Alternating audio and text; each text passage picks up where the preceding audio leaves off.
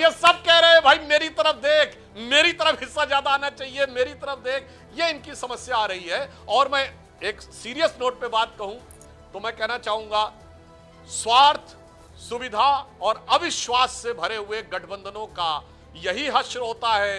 ये दोनों दल एक दूसरे को ऐसे गले मिला रहे हैं, जानते कैसे गले मिल रहे हैं? जैसे अलाउद्दीन खिलजी अपने चचा जलालुद्दीन खिलजी से गले मिले था और दोनों के मन में था कौन किसको निपटा कर पूरी गद्दी पर जाकर कब्जा कर ले। ये इनकी मोहब्बत की दुकान बहुत बड़ी बड़ी बातें यहाँ पर, और बहुत जिसे कहते हैं ना कि हल्के अंदाज में भी सही और गहरे तौर पर भी बता दिया है कि वोट बैंक एक है, सीट एक है, महत्वाकांक्षा एक है, इसीलिए आप भिड़े, मतलब मिठाई का टुकड़ा एक, खाने वाले अनेक। रुबिका जी, 2024 का लोकसभा चुनाव एक ट्रेलर था, पिक्चर अभी बाकी है। 28 सीटें लड़ने वाली भारतीय जनता पार्टी को महाराष्ट्र का सकल हिंदू समाज त्याग दिया, इसके लिए 9 पर आ गए। हम 21 लड़े, हम 9 आए, ये 28 लड़े, ये 9 आए। तो आप सोचिए कि हिंदू समाज इनको कितना सम्मान देता है और इनसे कितना प्रेम करता है। ये जो हिंदू समाज इनसे दूर हुआ है ना, इसीलिए मुंबई में जगह जगह पोस्टर लगवाए जा रहे हैं, बटोगे तो कटोगे। अरे बटेंगे नहीं, कटेंगे नहीं, हम डटेंगे और तभी आप हटेंगे और तभी आपके वोट घटेंगे। ये सबको पता है रुबिका जी। ये इनके साथ न हिंदू है, न मुसलमान है, न सिख है, न ईसाई है, न नौजवान है, न किसान है। ये विचलित, ये पीड़ा, ये बेचैनी बीजेपी की है। इसे कहते हैं नहले पर दहला।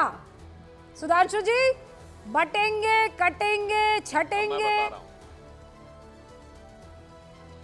वैसे मैं अपने प्रिय भाई आनंद दुबे जी से कहना चाहूंगा, जरा बूथ वाइज डाटा निकाल लीजिए तो समझ में आ जाएगा किसके वोट के दम के ऊपर किसको कितनी पहचान मिली है। और मैं गंभीरता से कहना चाहता हूं, यहां ना हरियाणा में ना पहलवान मुद्दा था, न किसान मुद्दा था, न जवान मुद्दा था। गौर से देखिए तो हरियाणा के चुनाव की पहचान थे ममन खान, 98,000 वोट से जीते थे, जिन्होंने कहा था नूह का बदला लिया जाएगा। हुड्डा साहब 70,000 से जीते, ममन खान फिरोजपुर झिरका से 98,000 से जीते। मेवात के इलाके में कांग्रेस 40,000, 45,000, 48,000 से जीती। और लोकसभा में आनंद दुबे जी सबसे बड़ी जीत कहां से हुई? धुबरी की सीट असम की, जहां कांग्रेस के रकीबुल हसन 10,25,000 से जीते। राहुल गांधी की 3 गुनी बड़ी विक्ट्री उन्होंने प्राप्त की। और असम में कहा जाता है धुबरी को मिनी बांग्लादेश। तो सबको समझ में आता है कि किस वोट के दम पर किसको सत्ता की चमक दिखाई पड़ती है। और लोकसभा, एक लाइन कह दो सुधांशु जी, फिनिश कीजिए। हाँ, क्योंकि मेरे 3 लोकसभा में तो आशा नहीं थी आनंद जी, लोकसभा में लग नहीं रहा था कि कुछ मिलने वाला है, और जरा सी चमक दिखाई पड़ी है तो एक दूसरे के ऊपर धमक दिखाई पड़ने लगी। 5 सेकंड, 5 सेकंड भाई, 5 सेकंड। रुबिका जी, जिस पार्टी का नाम कोई चुरा ले जाए, चुनाव चिन्ह कोई चुरा ले जाए, मशाल एक नया चुनाव चिन्ह लेकर अगर हम 21 से 9 पे आ गए, अगर आज बीजेपी का कमल कोई चुरा ले जाए और बीजेपी 21 में से 1 भी जीत जाए तो मैं राजनीति छोड़ दूंगा। क्योंकि कमल 40 साल 50 साल पुराना सिंबल है, आप उसको लेके जा रहे हो। हम मशाल 4 महीना पहले पाए, हम उसको लेकर गए, गांव-गांव तक पहुंचने में समय लग गया। अब इस विधानसभा में जी बताइए ना, आप तो बहुत ईमानदारी से विश्लेषण करने वाले हैं ना, अपने साथियों को भी नहीं बख्शते हैं जब आप विश्लेषण करते हैं। 2019 में आपने जितने सीटें लड़ी उससे कम सीटें आपने जीती, उसके बावजूद दोगुनी सीटें जीतने वाली पार्टी से सीएम पद मांगा। आज आपके नेता ये कहते फिर रहे हैं कि कोई सीएम हो कोई परेशानी नहीं है। मतलब जिस सीएम पद के लिए आपने पुराना साथी छोड़ दिया, पार्टी टूट गई, आज उसी पर आप कॉम्प्रोमाइज करने को राजी हो गए। बात रुबिका जी सीएम पद की नहीं है, बात है वचन की, वचनबद्धता की। मातोश्री के कमरे में बैठकर वचन दिया गया था कि हम आधे आधे पर बात करेंगे। 2.5 साल आपका मुख्यमंत्री, 2.5 साल हमारा मुख्यमंत्री। कहा था आनंद जी, आप भी बहुत अच्छे से जानते हैं, मन से कहा था जिसको जितनी ज्यादा सीटें मिलेंगी उसका सीएम होगा। अब जिसकी ज्यादा सीटें होंगी, बात इस पर आई थी। आधे आधे की बात हुई थी रुबिका जी। अब मैं उस बात पे जाऊं, आनंद जी रुकिए ना, क्योंकि मेरे जहन में अभी नवल किशोर जी भी चल रहे हैं और पुरोहित बनामी चल रहे हैं और प्रोफेसर जोशी भी। इन तीनों से मैं बात करना चाहती हूँ। नवल किशोर जी, माफी चाह रही हूँ, थोड़ा देर से आई हूँ, लेकिन फिर भी ये जेएमएम पर आप तंज कस रहे हैं। मतलब भाई पिछली बार 7 सीटें लड़ी थी, कांग्रेस और कितना पीछे हटे क्या आप मान जाएंगे? जेएमएम की तो सरकार है भाई, वो कितना पीछे हटे क्या आप मान जाएंगे? आप कह रहे कुनबा बढ़ना चाहिए, तो लेफ्ट आ रही है ना, मान जाइए ना, काहे इतना नाराज हो रहे हैं?